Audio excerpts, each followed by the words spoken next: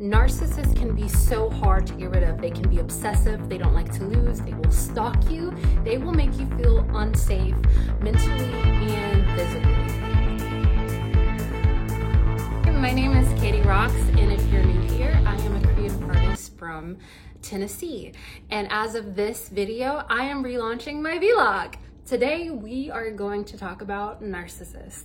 Earlier this year, I escaped an abusive relationship with a sociopathic narcissist, which started me down the road of learning about sociopathy, narcissism, and psychopathy, most of which I wanted to study so I could understand more about what happened to me. I wanted to know why it happened. I wanted to know how to recover from it. And most importantly, I wanted to figure out how to ensure that it would never happen again.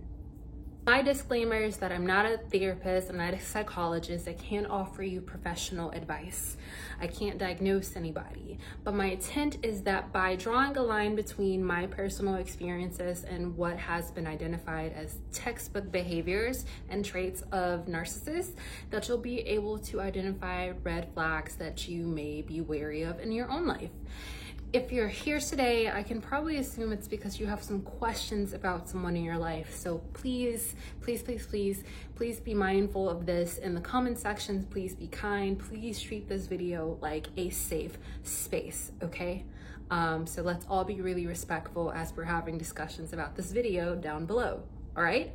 That said, please feel free to leave your comments, your questions below. I don't know everything, right? But I've done a lot of research, so I can probably direct you to links or answer a few questions for you if you'd like to chat about it. So comment, subscribe, like, all that fun stuff if you find this content helpful or beneficial at all.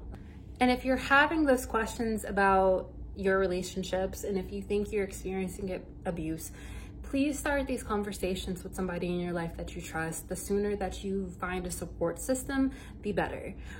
We've all been trained to think that abuse can only look one way, and that has harmed us because abuse can take many different forms and look very differently person to person, relationship to relationship, okay?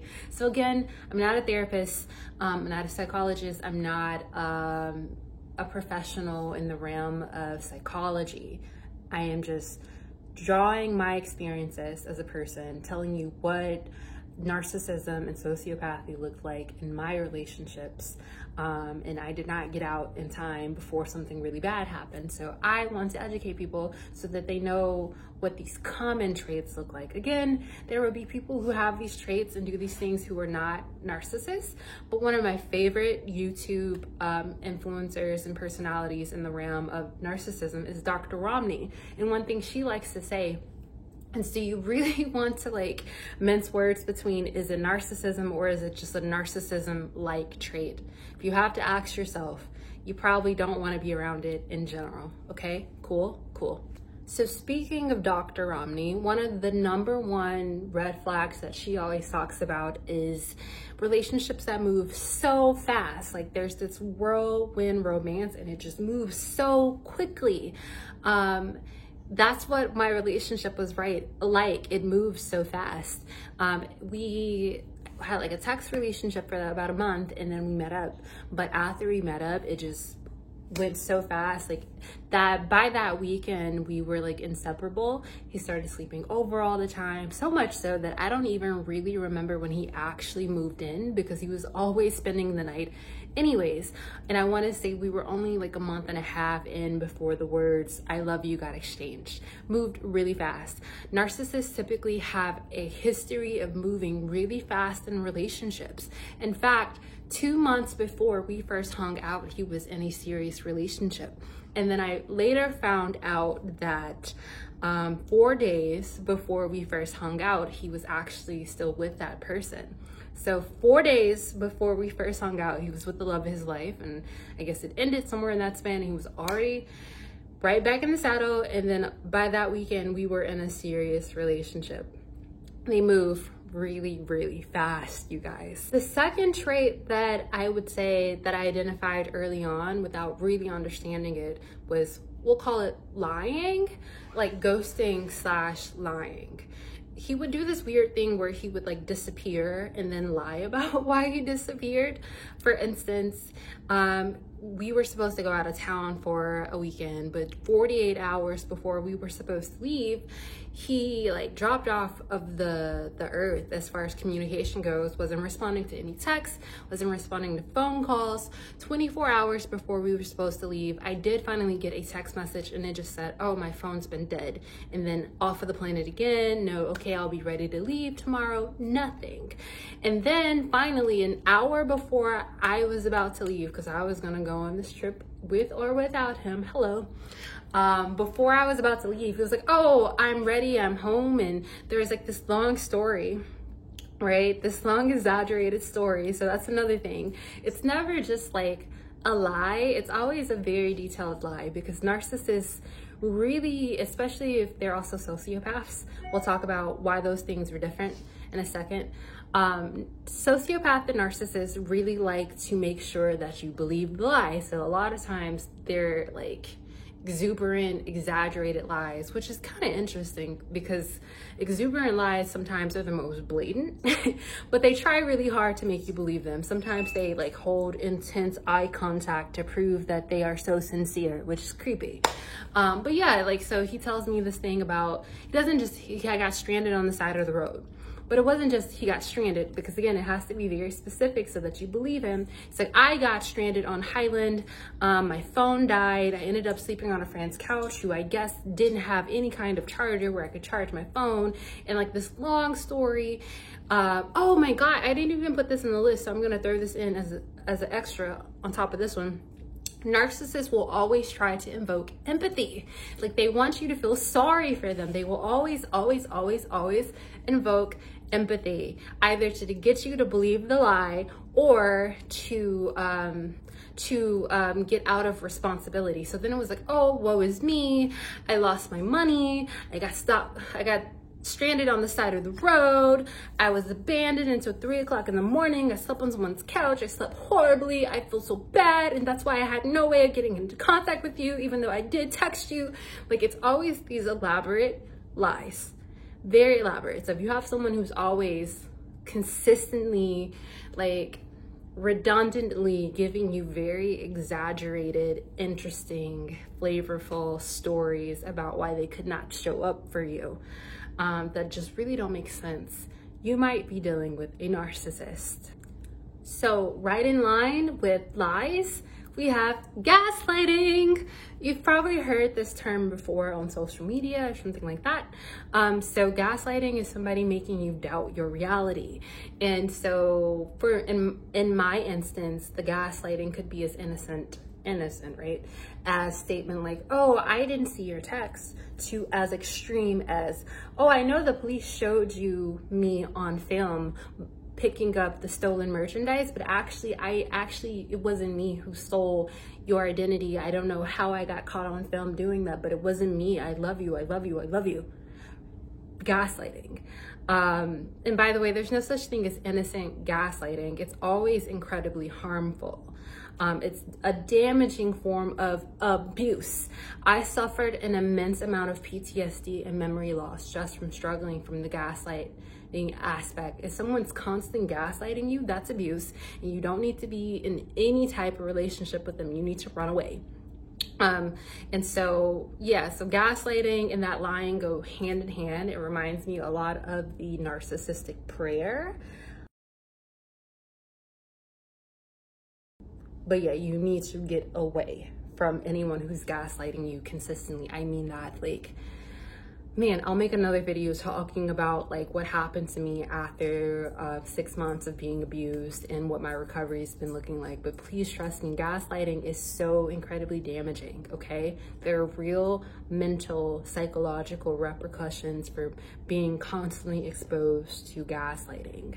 So another one that Dr. Ramani talks about a lot is love bombing. This is like the narcissistic trait. Okay, so there's like this pattern that they have. So they'll love bomb you, which starts in like the whirlwind romance phase when they're gonna win you. They're love bombing you. You're so great. You're so wonderful. I love you. I've never met anyone like you. This is such a spiritual connection. You're my soulmate.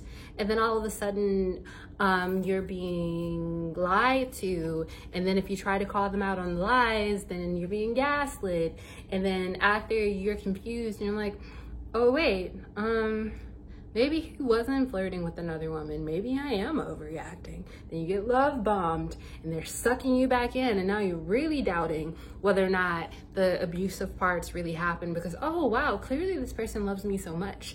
And so for me personally, I feel like the love bombing is an extension of the gaslighting, because like it is a form of gaslighting because they're abusing you, but they don't want you to know that you're being abused. So they want you to doubt the abuse. Like, it is crazy. They will like love bomb you with, in fact, actually, I'm gonna move into the next one, right? Okay, cool. Love bombing. So the last one was love bombing. And right after that one, I'm gonna put lack of accountability or no responsibility. They will never, ever, ever, ever, ever take responsibility or accountability for anything that they do.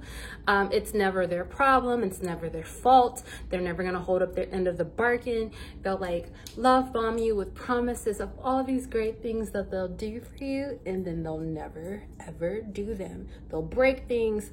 Like in my experience, he would break things in my house, promise to replace them, and then he never would. He would promise to take me on dates, and then he never would, which I mean he did after he stole $200 cash from me and then told me he couldn't give me M&Ms because he was on a budget. But yeah, no, they don't take responsibility. They don't keep their word. They won't do it. So if someone's consistently letting you down, failing you, they might be a narcissist.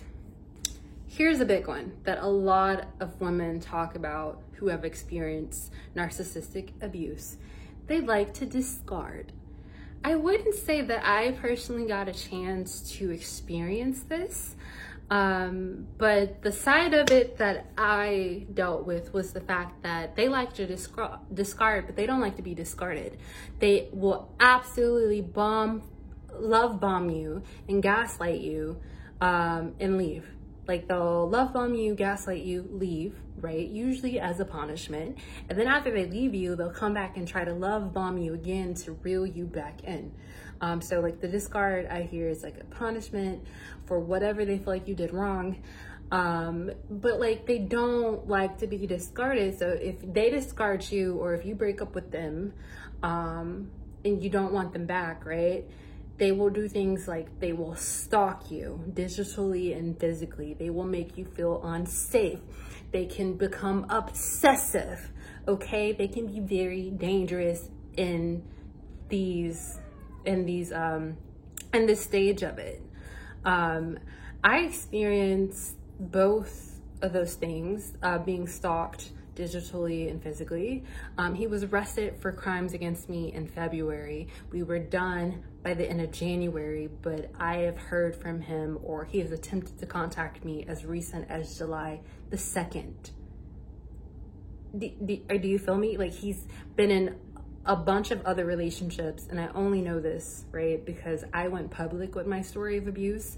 And so a lot of women who had dated him during that time span while I was speaking up or after our relationship, like reached out to me and go, oh my God, I dated that guy, or oh my God, I know exactly what you're talking about. So that's the only reason I know. So like he's been in and out of other relationships, and even during all of that, he was still like keeping up with me, creating fake social media accounts to send me messages and to watch me. And like I said, as recently as earlier this month, tried to contact me. And it's not like, it's not a love thing, guys. When they do this, it's not because they love you and you're so great. It's because they're narcissists and they don't like to lose. They don't like anyone to escape their grasp. They don't want to feel like they were discarded. They'll discard you, but it's always got to be at their discretion. And so please be really careful with these people, because our narcissists getting ignored can be very, very dangerous. They're very hard to shake. Okay, so please just be so careful. So my 8th red flag really like 9 because I threw an extra one in there, but eighth numbers I can count is if they ever fail to gaslight you, to convince you to stay on their side, if they can't reel you back in, and if you see them for what they are, and if you start to tell people what they are, get ready, baby. Here comes the slander campaign. They will start to slander you left and right to discredit your story. She's crazy. That's crazy. There's no way. They will try to invalidate you, make you feel horrible, try to make you look like a crazy person. And then also what comes in from that is what's called the flying monkeys, which are people that they kind of activate to watch you on their behalf, to be ugly to you on their behalf. People who are protecting the false identity of self, that reinforce that their ego, all of that they've got going on. They're gonna send flying monkeys into your life, who a lot of times will be mutual friends, man. I gotta say that was probably the worst part for me at first, was feeling like all these people that were such good friends to me that I trusted were all of a sudden, they didn't want to hear about my abuse. They wanted me to be quiet. They were calling me a liar. They didn't want to take sides, which also, if anybody in your life is giving you that kind of BS, walk the hell away from them, okay? Because there's no gray area to abuse, okay? It's very black or white. If you are actively and intentionally creating harm in someone's life, that is a problem, okay? Like, there's just not a gray area, especially for someone who is like consistently, purposely creating harm for another. So at the end of the day, it started out as the worst part, but it was a blessing in disguise, because I don't want to be friends with anybody that the moment that I need them, the moment that I'm in crisis, the moment that I am trying to recover from PTSD, that I can't be dealt with. Like, you don't want to hear about the things that have harmed me. You don't want to protect me. You don't want to stand up for me. Cool, baby, bounce. So please get away from anybody who's gaslighting you, harming you, doing anything on this list. And please get away from anyone who is enabling those people. They're not worth it. And the minute that they are cleared out of the way, you're going to be connected with people who actually give a shit about you and your well-being. Okay, cool. Okay, that's not like a complete list of narcissistic activity. Oh, I think, is there 9 or did I skip one? I might have skipped one, dudes, because the one that I threw in there, I was going to talk about the difference in between sociopaths and narcissists. So here's the thing. Narcissists can be sociopaths, okay? But no, narcissists can, I'm getting confused. Let's roll it back. All sociopaths are narcissists, but not all narcissists are sociopaths. Got it?